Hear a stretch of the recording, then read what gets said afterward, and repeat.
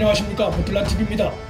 윤미향과 그의 부친과 남편 등 일가가 1995년부터 2017년까지 집 5채를 모두 현금으로 사들인 정황이 드러나 윤미향 일가의 자금 출처 의혹이 파장을 불러일으키고 있습니다. 공교롭게도 집을 사들인 시기가 1992년 정신대 할머니 돕기 국민운동 본부에서 모금을 시작한 지 3년 뒤여서 윤미향이 회계 부실 논란을 빚고 있는 상황과 맞물려 이 모금액 중의 일부가 윤미향 일가의 주택 구입 자금으로 들어간 것이 아니냐는 의혹까지 제기되고 있습니다. 윤미향 의혹을 추적하고 있는 미래통합당 곽상도 의원에 따르면 윤미향과 부친은 1995년 송죽동 빌라를 사기 전까지 교회 소유인 수원의 한 교회 사택에 주거지를 두고 있었고 자금 형편이 좋지 않았던 상황으로 드러났습니다. 그런데 곽 의원이 윤미향 일가의 집 5채 구입 방식을 추적한 결과 등기부 등본상 근저당이 설정된 기록이 없어 전액 현금으로 구입한 것으로 추정된다며 자금 출처 규명 필요성을 강조했습니다. 집 5채를 현금으로 구입했다는 것은 대단한 현금 부자이거나 아니면 출처가 의심스러운 자금 소유자이거나 둘 중 하나일 가능성이 있다고 볼 수 있습니다.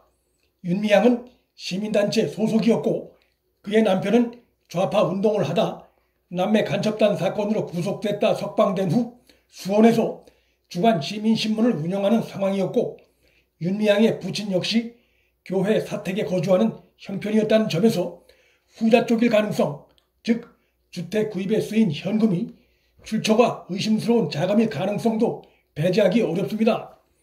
윤미향의 주택 구입 자금 논란은 최근에도 아파트 경매 구입 자금 출처로 제기된 바 있는데 이에 대한 거짓 해명을 한 의혹이 불거져 논란 확산을 자초한 바 있습니다. 2012년에 경매에 나온 수원시 금곡동 아파트를 대출 없이 현금으로 낙찰받아 자금 출처가 논란이 되자 윤미향이 처음에는 살던 아파트를 팔았다고 설명했지만 시기가 맞지 않는다는 지적이 제기되자 적금 통장 3개를 해지하고 가족에게 돈을 빌렸다고 말을 바꾼 바 있는데 윤미향이 이번 총선에 후보자 등록을 하면서 예금 3억 2천만 원을 신고한 바 있어 적금을 해지하고 가족에게 돈을 빌렸다는 바뀐 해명도 거짓이 아니냐는 의혹에 휩싸여 있습니다. 모금 전용 의혹뿐만 아니라 윤미향이 개인 계좌로 모금한 기부금도 일가의 주택 현금 구입 자금과 연관됐을 수 있다는 의혹이 제기되고 있습니다. 수원시 금곡동 아파트를 현금으로 경매로 사들였던 시기가 2012년 4월이었고 공교롭게도 그의 한 달 전인 2012년 3월부터 윤미향이 개인 계좌로 모금을 하기 시작해 이후 8년간 총 4개의 윤미향 개인 계좌로 모금을 한 이력이 있어 개인 계좌 모금과 주택 구입 자금과의 연관성에 대한 의혹도 제기된 상태입니다. 윤미향 측이 드러난 여러 의혹들에 대해 부인을 하고 있는 상황이기 때문에 이제 진상규명은 검찰에 의해 풀 수밖에 없게 된 상태입니다. 검찰의 윤미향과 정의영 관련한 수사는 현재 크게 3갈래입니다. 하나는 회계 부실과 기부금 유용 의혹, 또 하나는 안성 쉼터 고가 매입 의혹, 그리고 윤미향 개인 계좌 모금 관련 의혹 등입니다. 검찰의 압수수색 영장에는 횡령과 배임 혐의가 기재됐고 윤미향의 개인 계좌도 조회해서 혐의점이 있는지 확인 중인 것으로 알려졌습니다.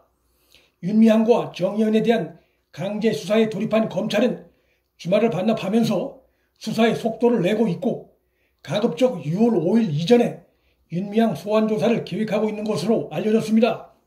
현행법상 국회의원은 국회 회기가 시작되면 부처법 특권을 갖기 때문에 검찰은 윤미향이 정식 국회의원 신분이 되는 오는 30일부터 7일이 지난 오는 6월 5일 이전 소환을 계획하고 있는 것으로 알려졌습니다.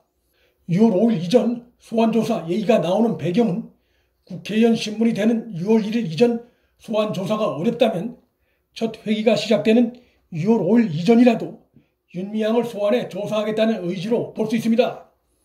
국회의사국 관계자는 국회법상 국회의원 총선 후 첫 임시회는 의원의 임기 개시 후 7일이 되는 날에 집회해야 한다고 밝혔습니다.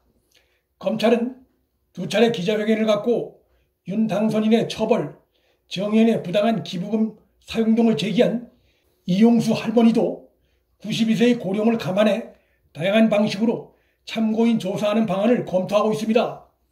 25일 기자회견에서 이용수 할머니가 윤미향 및 정의원 측에 대한 사법 처리를 강하게 요구했던 만큼 윤미향 의혹을 수사 중인 검찰은 이용수 할머니로부터 피해 사실과 처벌 의사를 진술받을 것으로 보입니다. 문제는 윤미향의 소환 조사인데 검찰은 윤미향이 소환 조사에 응할 것으로 기대하고 있지만, 그러나 검찰이 압수수색 영장에 횡령과 배임 혐의를 기재했다는 것은 이번 사태 핵심 인물인 윤미향에 대해 피의자 신분으로 전환할 가능성이 있다는 것이고, 이 같은 상황 등으로 인해 윤미향이 소환 조사에 불응할 경우 체포영장을 청구해 신병을 확보해야 하는데, 이럴 경우 177석의 거대 여당의 동의가 있거나 방탄국회를 열지 않는 등의 협조가 있어야 신병 확보가 가능한 상황입니다. 민주당이 지금까지 보이고 있는 태도를 볼 때, 또 검찰에 대한 그간의 태도를 볼 때 검찰의 윤미향 체포영장 청구에 비협조할 가능성도 있는데, 그 경우 민주당 정권은 윤미향 사태에 분노하고 있는 국민들에 의해 제2의 조국 사태 회오리에 직면할 가능성이 있습니다. 윤미향이 여론의 압박에 못 이겨 스스로 자진 사퇴한다고 해도 이미 조국 사태를 통해 현 정권의 이중잣대, 내로남불을 한번 겪은 바 있는 상당수 국민들에게 윤미향 사태는 현 정권에 대한 그런 부정적 인식을 더욱 강화시키는 결과를 낳게 될 것으로 예상합니다. 문틀란TV 여기서 마칩니다. 구독과 좋아요, 방송 공유는 방송 제작에 큰 힘이 됩니다. 시청해 주셔서 감사합니다.